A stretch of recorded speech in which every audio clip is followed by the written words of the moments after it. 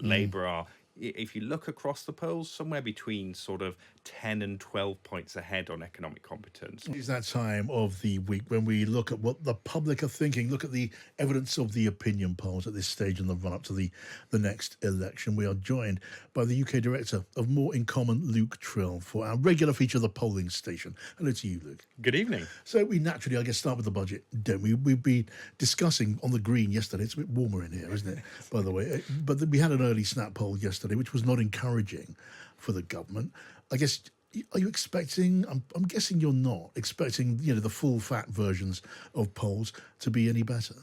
Not really, because we've now had, we had that Savanta poll, which, we showed that 60% of people said that the government's economic plan wasn't working. 2/3 said that they didn't think they would benefit from the budget. But on top of that, we've now had a whole series of different focus groups asking people their views. We talked last night about the group that we did in Whitby. And there's been more. And there's been more, Tell us more. since then. There was a focus group run by 38 Degrees and JL Partners, which found very similar sentiments to what we discussed, this feeling that it just wasn't going to make a difference to them, that NI cut weighed up against rises in bills, rises in food prices and interest rates, wasn't making a difference at all. So that combination makes me think that we're just not going to see much of a movement in the needle, but over the next few days we'll start getting the first proper opinion polls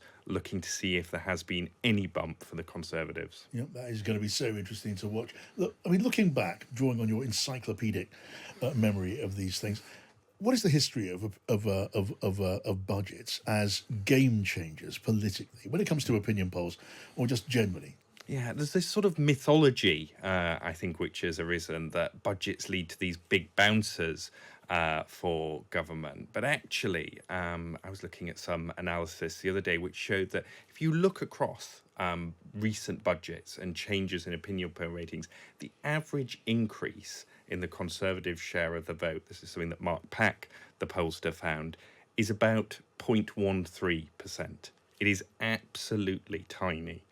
The bounce that you get, because some budgets obviously take you a bit backwards, some take you forwards, but none you can really say in recent times have been game changers. Is an average of movement after a budget a very helpful statistic there? Because obviously some may have more than others. I mean, you think of Liz Truss's budget, that certainly had an effect. That certainly did have an effect, but I think that is the exception rather than the rule. If you look at kind of some more standard budgets that weren't like that, so if you look at the 2016 budget, that was one which was seen not to have worked particularly well. That was when they were talking about personal independence payments, and they ended up having to row back on that disability benefit. That was minus 4.3 there. So in 2014, that budget before the 2015 election, there was a 1.5 bounce to the Conservatives, but they're all in this sort of range. Yes. You've got to remember the macro context we're in with the polls, where Labour are somewhere between, depending on the pollster, 14 or 28 points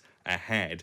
Even if it's at the big end of the scale, that 3 or 4 points, it's not going to make much of a dent in that Labour lead. Now, the broader question of economic competence and trust in economic policy and the personalities in charge of that economic policy, that is always important in every general election. Luke, what's the pattern of those polls now?